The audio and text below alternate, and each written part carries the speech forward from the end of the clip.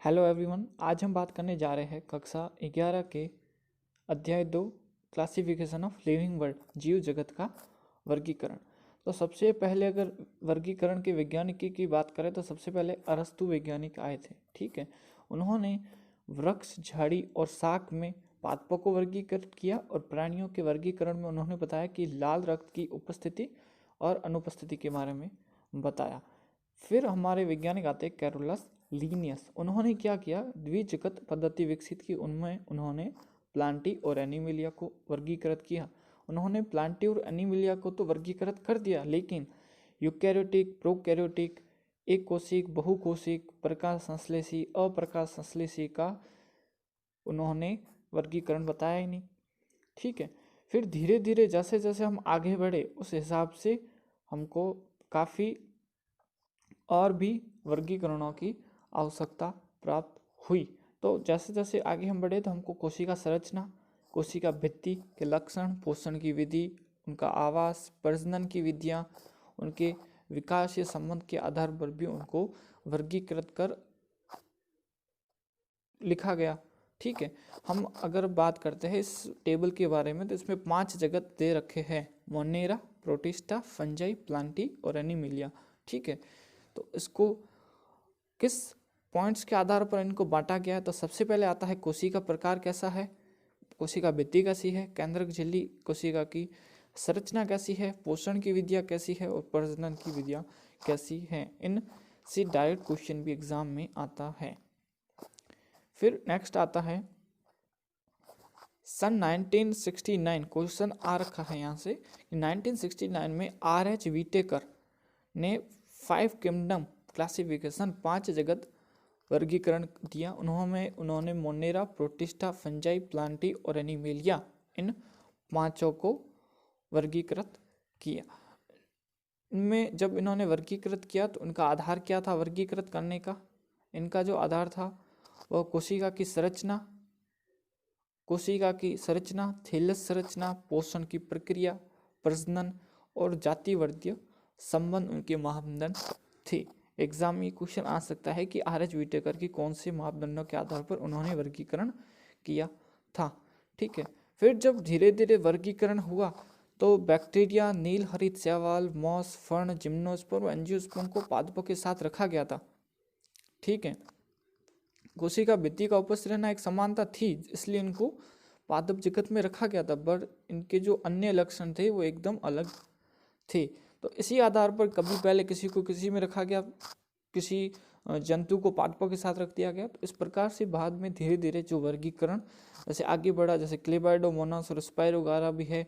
ठीक है, कवकों की कोशिका भित्ति काइटिन की होती है, हरित पादपों की किसकी होती है, सेलुलोज की। तो पहले कवकों को हरित पादपों के साथ रख दिया था। तो इस प्रकार के जो वर्गीकरण है वो बाद में आने वाले वर्षों में धीरे धीरे उनको सही किया गया। ठीक है, फिर कवकों को एक अलग वर्ग फंजाई में रख दिया गया। ठीक है, अगर हम प्रोटिस्टा जगत की बात करें तो उसमें भित्ति युक्त जैसे क्लेबाइडोमोनास और क्लोरेला आते हैं। ठीक है, फिर पैरामीशियम, अमीबा की बात करें जिनमें कोशिका भित्ति नहीं पाई जाती, उनके साथ में इनको रख दिया था। तो फिर इनको धीरे धीरे जैसे जैसे विकास हुआ उसके आधार पर इनको वर्गीकृत किया गया, है ना। तो साथ में इनको आकार की, इकाई की और काफ़ी अन्य मापदंड, विकास, जातिवर्तीय संबंध, उसके आधार पर भी इनको वर्गीकृत किया गया।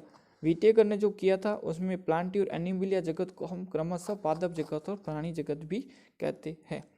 सबसे पहला जो आता है वर्गीकरण वो आता है आपका मोनेरा जगत। अगर हम मोनेरा जगत की बात करते हैं तो मोनेरा जगत के अंदर क्या आता है, मोनेरा जगत के अंदर सभी बैक्टीरिया आते हैं। ठीक है, और ये बैक्टीरिया नॉर्मल बैक्टीरिया नहीं है। ठीक है, आप छोटी सी जगह में भी एक सैकड़ों की तादाद में ये पाए जाते हैं।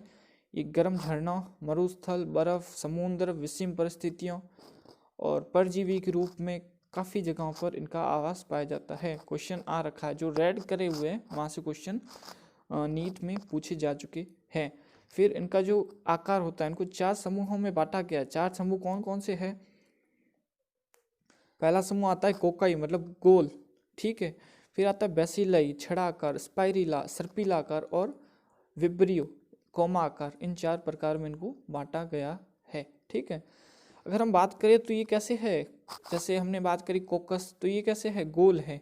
बट अगर हम बात करें इनकी संरचना एकदम क्या होती है, सरल प्रतीत होती है, लेकिन इनकी उपापचय, इनकी मेटाबॉलिक जो मैकेनिज्म होती है वो बहुत ही हार्ड होती है। ठीक है, ये प्रकाश संश्लेषी, स्वपोषी और रसायन संश्लेषी स्वपोषी होते हैं। ये मृत कार्बनिक पदार्थों और जीवधारियों पर निर्भर करते हैं।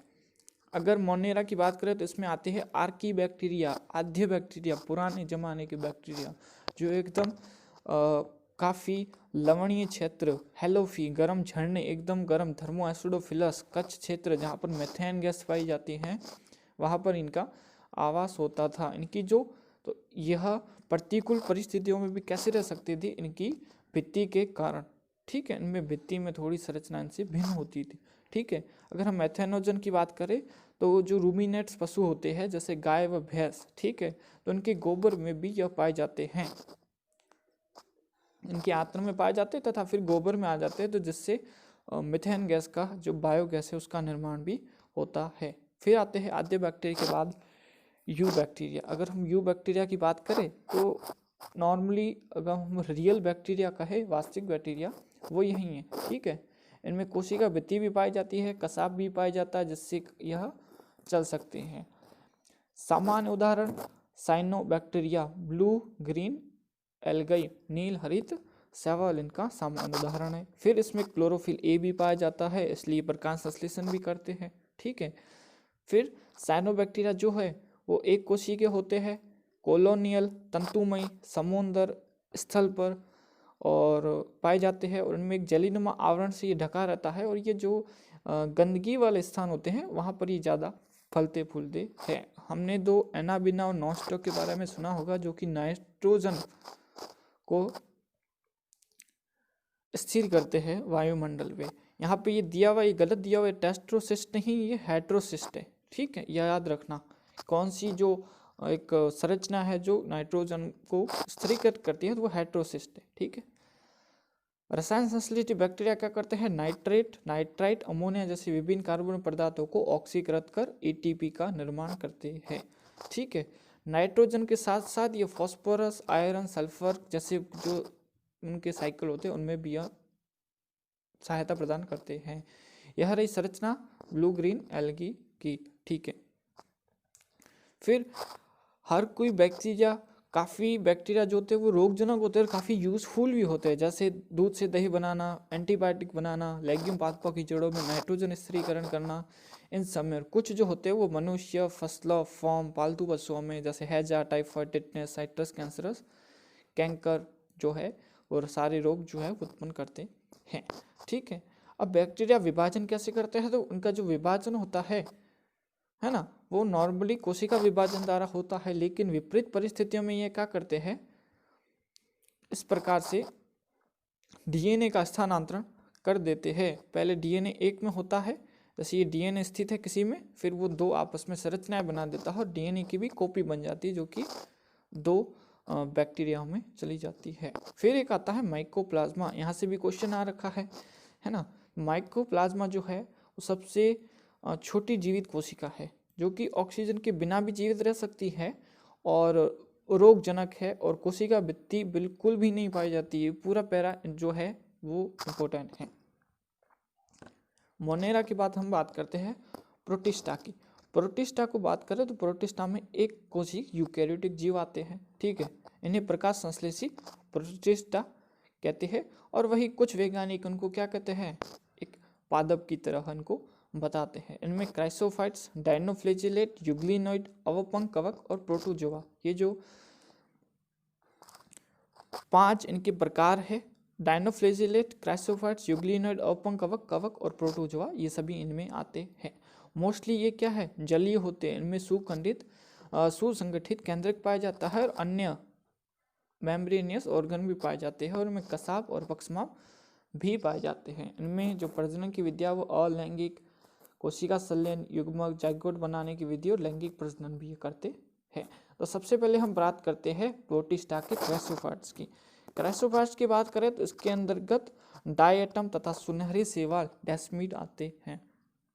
ये समुद्र में पाए जाते हैं और स्वच्छ जल में भी पाए जाते हैं। इनकी जो कोशिका भित्ति होती है, अगर मैं बात करूं यहाँ पे स्ट्रक्चर बनाने की, तो इस प्रकार से कुछ होते हैं। जैसे आपने किडनी देखी होगी, यहाँ पर ये स्थिर रहते हैं, तो इनकी जो कोशिका भित्ति होती है वो इस प्रकार की होती हैं और एक साबूदानी की तरह ये बंद रहती है। ये सिलिका की बनी होती है, बहुत कठोर होती है।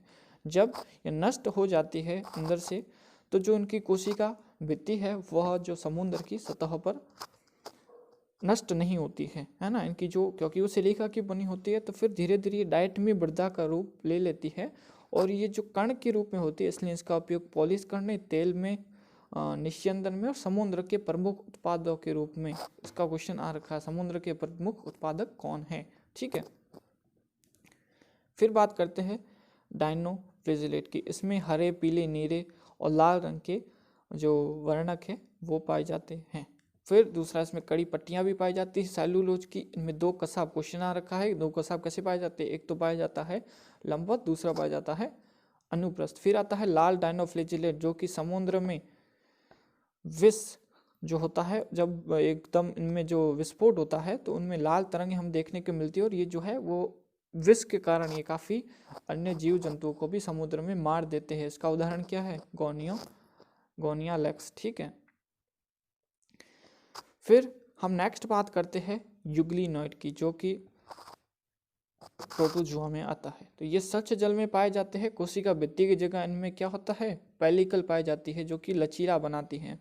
इनमें दो कसाब होते हैं, एक छोटा होता है और एक लंबा होता है। ठीक है, जैसे कि हमने यहाँ पर बात करी, यहाँ पे दो कसाब होते हैं, एक लंबवत होता है और दूसरा अनुप्रस्थ होता है, और यहाँ पर एक छोटा और एक बड़ा होता है। ठीक है, आश्चर्यजनक बात यह है कि यूग्लिनॉइड में जो वर्णक पाए जाते हैं वो पुष्पादपों के समान हैं, यूग्लिना।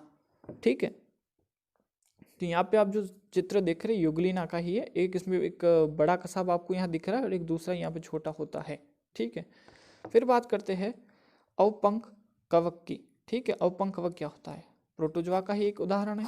ठीक है, यह मृतपोषी प्रोटिस्टा है, जो कि टहनियाँ, पत्ता, फूल आदि को जो जैविक पदार्थ होते हैं उनको खाता है। ठीक है, ये बीजाणुकाय, फलनकाय बना देते हैं। जब प्राकृतिक परिस्थितियों में जब प्रतिकूल परिस्थितियाँ आती है, तो ये बीजाणु में विभक्त होकर अपने नए जगह पर जाकर अनुकूल परिस्थितियों में ये वापस अपना जीवन प्रारंभ करते हैं। फिर बात आती है प्रोटोजुआ। प्रोटोजुआ सभी कैसे होते हैं, परपोषी होते हैं। इनको 4 भागों में बांटा गया है। ठीक है, तो सबसे पहले आता है अमीबीय प्रोटोजुआ। आपने पढ़ा होगा कि इसका उदाहरण क्या है, एंड अमीबा परिजीवी जो होता है। ठीक है, इनमें समुद्री प्रकार के जो होते हैं उनमें सिलिका पाई जाती है और ये अपने कूट पादों की सहायता से शिकार करते हैं। दूसरे जो प्रोटोजुआ आते हैं वो है कसाबी प्रोटोजुआ, फिर आते हैं पक्षमावी प्रोटोजुआ, और चौथा प्रकार जो है वो स्पोरजुआ। तो कसाबी प्रोटोजुआ की अगर हम बात करें तो इनमें कसाब पाया जाता है और एक रोग, निद्रालु व्याधि नामक रोग जो है वो कसाबी प्रोटोजुआ के कारण होता है। ट्रिप्टोसोमा इसका उदाहरण है। पक्षमावी प्रोटोजुआ, पक्षमा पाए जाते हैं शरीर पर, और उनमें गुहा पाई जाती है जो कि शरीर के बाहर की तरफ खुलती है, जिससे वो अपना भोजन बाहर लेना और अंदर जो क्रिया है वो करते हैं। उसका उदाहरण क्या हो जाएगा, पैरामीशियम, जिसका चित्र हमने पहले देखा है। स्पोरोजुआ की बात करें तो स्पोर लाइक स्ट्रक्चर होता है, जैसे हमने पढ़ा हुआ है प्लाज्मोडियम, जो कि मलेरिया का परजीवी है। जब स्पोर्स जो हमारे शरीर में प्रवेश करते हैं तो यह एक बहुत बड़ा जनसंख्या को आघात पहुंचाने वाला प्रभाव है। मलेरिया पहले बहुत ही एक हानिकारक रोग के रूप में आया था। फिर हम तीसरे मोनेरा प्रोटिस्टा और फंजाई या कवक के बारे में हम बात करते हैं, जो कि तीसरा जगत है। तो कवक की अगर हम बात करें तो काफ़ी प्रकार के ये पाए जाते हैं। सामान्य, छत्रक, कुकुरमुता, टोडस्टुल टाइप भी फंजाई पाए जाते हैं। सरसों की पत्तियों में जो सफ़ेद धब्बे होते हैं वो फंजाई के कारण होते हैं। रोटी तथा बियर भी फंजाई के कारण ही बनती है। और गेहूं में जो कीट रोग है वो पिक्सीनिया के कारण होता है। कुछ फंगल जैसे पेनिसिलियम को हम एंटीबायोटिक के रूप में भी इसको निर्माण के रूप में लेते हैं। इसका मतलब है कि जो कवक है या जो फंजाई है वह उपयोगी भी है और रोगजनक भी है। ठीक है, फंजाई जो होती है वो तंतुमय होती है, लेकिन यीस्ट जो है वो इसका अपवाद है। वो क्या है, एक कोशिक है, और ये जो है वो लंबी पतली धागों की संरचनाएं में पाई जाती है। हम कह रहे हैं ना तंतुमय हैं, तो ये धागों के रूप में पाई जाती है, जिसको हम क्या बोलते हैं, कवक तंतु, और जब जाल बना देते हैं तो उसको क्या बोलते हैं, माइसीलियम। ठीक है, और जब माइसीलियम जो जाल बनाता है, अगर उसमें नलिकाकार बहुकेंद्रित कोशिका द्रव है, अगर उसमें हम बात करें, अगर उसमें साइटोप्लाज्म है तो हम उसको क्या बोलेंगे, सकोशिकी कवक तंतु। ठीक है, और जो कोशिकाओं की भित्ति बनी होती है वो काइटिन और पॉलीसेकेराइड की बनी होती है। ठीक है, ये मृतजीवी भी होते हैं और परजीवी भी होते हैं और सहजीवी भी होते हैं। जैसे कि हमने बात करा कि लाइकेन की बात करेंगे, और ठीक है, इसमें इसका रिप्रोडक्शन, जनन, फंजाई का जनन जो होता है वह कायिक विखंडन मुकुलन विधि द्वारा होता है, और अलैंगिक जनन बीजाणु, जैसे हम फोनिडिया कहते हैं, उसके द्वारा होता है। धानी बीजाणु अथवा चल बीजाणु द्वारा इनमें क्या होता है, लैंगिक जनन भी होता है। ठीक है, लैंगिक जनन ऊस्पोरा एस्कस बीजाणु द्वारा होता है और बेसिडियम बीजाणु द्वारा होता है। एस्कस हमें आगे पढ़ेंगे, एस्कोमाइसिटीज उसमें होता है वो एस्कस बीजाणु द्वारा होता है, और बेसिडियोमाइसिटीज में पढ़ेंगे उस पर बेसिडियम जीवाणु द्वारा होता है। लैंगिक चक्र की बात करें तो इसमें 3 स्टेप आते हैं। ठीक है, 3 स्टेप आते हैं। पहला क्या होता है, जब सबसे पहले इसका प्रोटोप्लाज्म, जैसे हम कोशिका द्रव कहते हैं, जब वो मिलता है ना, अगर मैं यहाँ पर एक स्ट्रक्चर बनाता हूँ, ठीक है, तो ये इसका केंद्रक है और ये इसका केंद्रक है। ठीक है, तो सबसे पहले जो इसका कोशिका द्रव्य है, ठीक है, जैसे ये अगर आपस में मिल जाता है तो पहले इसका जो कोशिका द्रव्य है वो पहले आपस में मिलेगा, और फिर जो नेक्स्ट स्ट्रक्चर आएगा वो फिर हम जब कहते हैं कि जब ये मिल जाता है तो ये 2n स्ट्रक्चर बना देता है, और कोशिका द्रव्य तो साथ में ही है। पहले ये n होता है, ये भी n है, लेकिन बाद में यह 2n बना देता है, और फिर में बाद में क्या होता है, केंद्रक संलयन हो जाता है। लेकिन अगर हम एस्कोमाइसिटीज की बात करें तो इसमें 2n न बनकर n+n की एक संरचना बन जाती है, जिसे हम द्विकेंद्रक प्रावस्था कहते हैं। ठीक है, ये आपको याद रखना है, किसमें पाई जाती है, एस्कोमाइसिटीज में, एक नॉर्मल याद रखना है। कवकों को जो वर्गीकृत करने का आधार है वो उनकी कवक जाल की आकृति है, जैसे माइसीलियम बोला था, उनका बीजाणु बनने का क्रम के अनुसार फलनकाय की क्षमता कैसी है, वो फलनकाय का निर्माण कैसे करते हैं। तो सबसे पहले कवक या फंजाई जो आता है वो है फाइकोमाइसिटीज। ठीक है, फाइकोमाइसिटीज की बात करें तो उनका कवक जाल अपटीय होता है और बहुकेंद्रित होता है। अलैंगिक जनन चल बीजाणु अथवा अचल बीजाणु द्वारा होता है। तो हमने जैसे कहा था कि इनका जो वर्गीकरण है वो इन आधार पर किया गया, तो हम सब में ही इनके 12 में पढ़ेंगे। तो सबसे पहले बता दूं कि इनको 4 भागों में बांटा गया है कवक या फंजाई को। तो पहला आएगा फाइकोमाइसिटीज, फिर एस्कोमाइसिटीज, फिर बेसिडियोमाइसिटीज, और फिर आएगा ड्यूटेरोमाइसिटीज। ठीक है, अगर हम बात करें तो इनको जो बांटा गया है वह कवक जाल अपटीय होता है और बहुकेंद्रित होता है, ये हमने पढ़ लिया। ठीक है, फिर इसमें क्या होता है कि इनके युग्मकों का आकार समयुग्मक भी हो सकते हैं और असमयुग्मक भी हो सकते हैं। इनका उदाहरण जो है वो म्यूकर, राइजोपस जो कि रोटी के कवक हम पहले बात कर चुके हैं, और एल्बुगो। ठीक है, तो म्यूकर, राइजोपस और एल्बुगो इसके उदाहरण हैं, याद रखने उदाहरण। एस्कोमाइसिटीज की बात करते हैं तो इसको थैली फंजाई भी कहा जाता है, यीस्ट इसमें आता है और पेनिसिलियम इसमें आता है। ठीक है, ये क्या होते हैं, मृतजीवी अपघटक जो पशुविष्टा होती है, या हम कह सकते हैं जो पशु पक्षी मृत हो जाते हैं उन पर यह वृद्धि करते हैं। ठीक है, इनका कवक जाल शाखित होता है और पट्टी होता है। इनमें अलैंगिक बीजाणु कैसे होते हैं, कोनिडिया होते हैं, और कोनिडीधर कहते हैं कवक जाल को। ठीक है, बहिर्जात रूप से उत्पन्न होते हैं।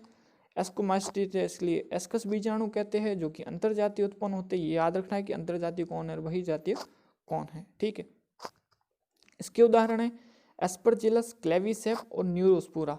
न्यूरोस्पोरा को एक जैव रासायनिक या आनुवांशिक प्रयोगों में काम लिया जाता है। इसका भी क्वेश्चन एग्जाम में आ रखा है ना। यह भी ड्रोसोफिला के समान ही फेमस है, और ये क्वेश्चन भी आ रखा है कि कौन से कवक खाने योग्य है। मारिल और बफल जो है ये खाने योग्य है और सुस्वादु समझा जाता है इन्हें। फिर हम बात करते हैं बेसिडियोमाइसिटीज की।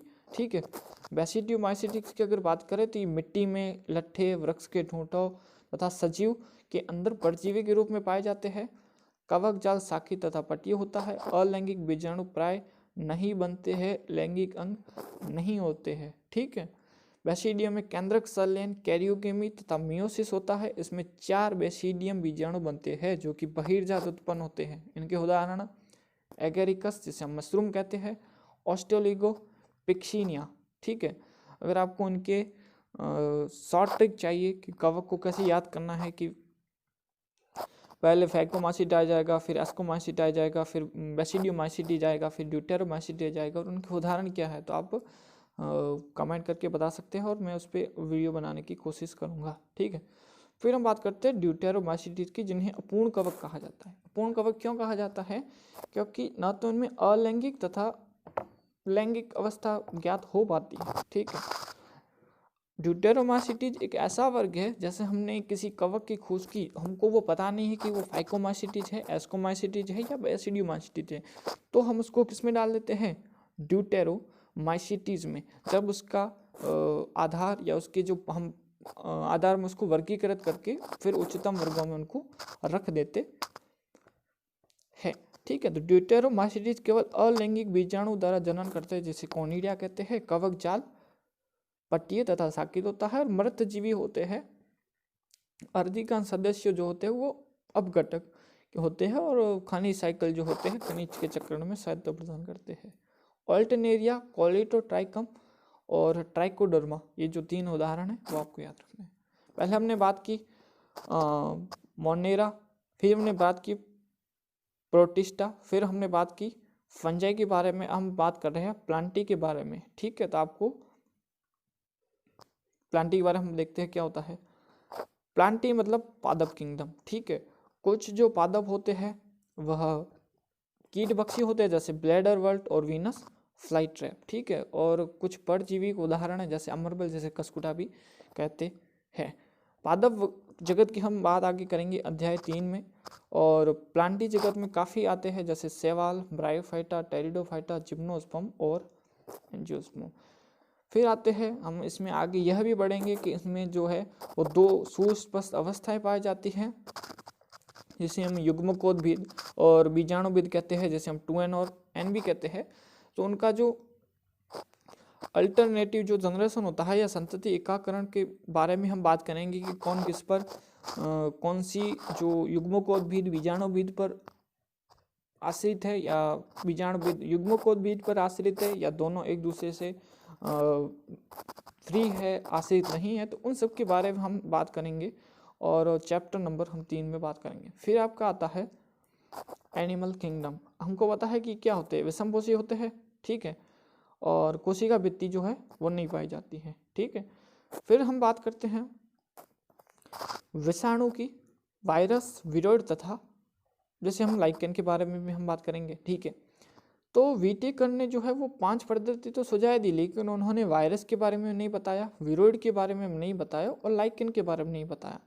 यहाँ पर जो आपको स्ट्रक्चर दिख रहा है ये टोबैको मोजेक वायरस TMV का स्ट्रक्चर है। ये इसका आनुवंशिक पदार्थ RNA है और ये इसके ऊपर कैप्सिड का आवरण है।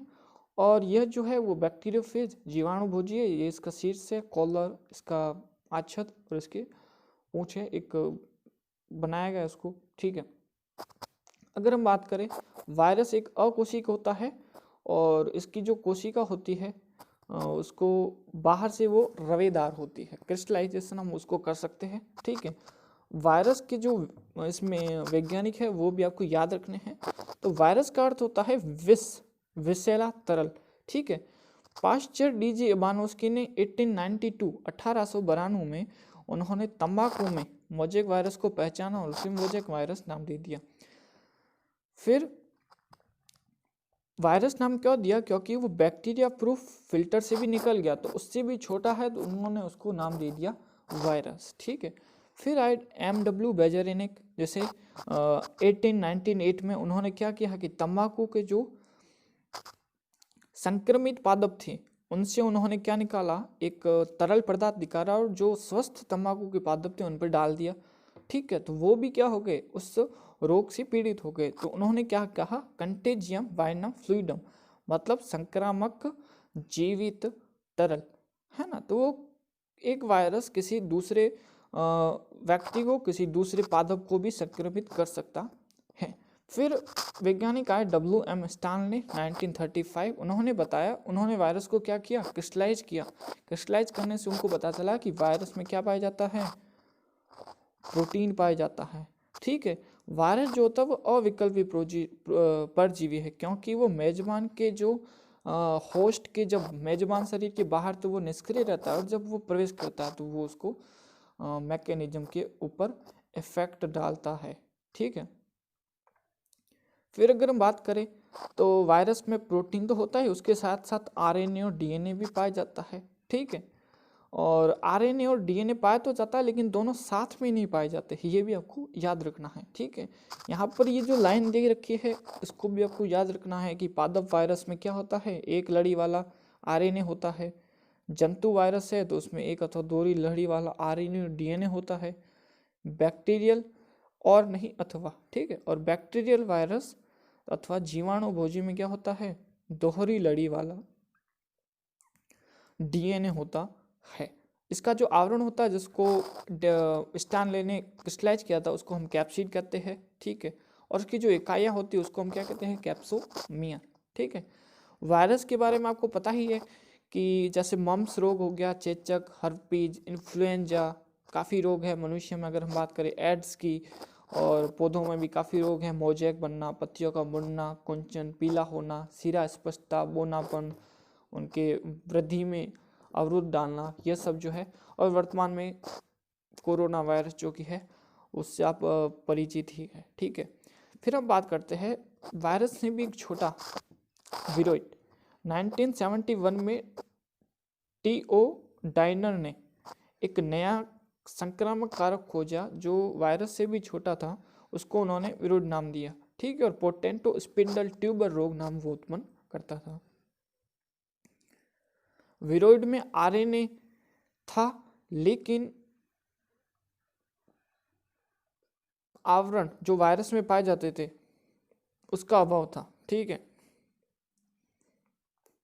और RNA तो था लेकिन वो कैसा था, कम भार का था, कम आणविक भार का था। ये क्वेश्चन आ रखा है एग्जाम में। ठीक है, नीट में, और प्रोटीन का आवरण नहीं था। फिर हम बात करते हैं लाइकेन के बारे में। तो लाइकेन जो है एक सहजीवन है, अर्थात शैवाल और कवक का जब सहजीवन है, उसको सहवास में जब साथ में रहते हैं तो उनको लाइकेन बोला जाता है। सेवलांस जो है वो स्वपोषी है, और जो माइकॉन्स है, माइकोवॉइंट या कवकांस जो है वो परपोषित है। ठीक है, शैवाल कवक फंजाई के लिए भोजन को संश्लेषित करता है, और कवक शैवाल के लिए आश्रय देता है और खनिज लवण का अवशोषण करता है। दूसरा ये भी क्वेश्चन आ रखा है कि प्रदूषण के अच्छे संकेतक कौन है, तो लाइकेन है। लाइकेन जहाँ पर प्रदूषण ज़्यादा पाया जाता है वहाँ पर लाइकेन नहीं उगते हैं। तो यह जो हमारा इस चैप्टर का एक सार था जो हमने रैपिड रिवीजन के थ्रू कर दिया है, ये था चैप्टर नंबर 2, लिविंग वर्ड का क्लासिफिकेशन या क्लासिफिकेशन ऑफ लिविंग वर्ड, जिसमें हमने Monera, protista, fungi, Plantae, Animalia, उसके साथ साथ हमने माइकोप्लाज्मा के बारे में भी देखा, उसके साथ साथ में वायरस, विरोइड और लाइकेन, इन सब के बारे में हमने अध्ययन किया और आपको उसकी जानकारी दी। Thank you for watching this video. और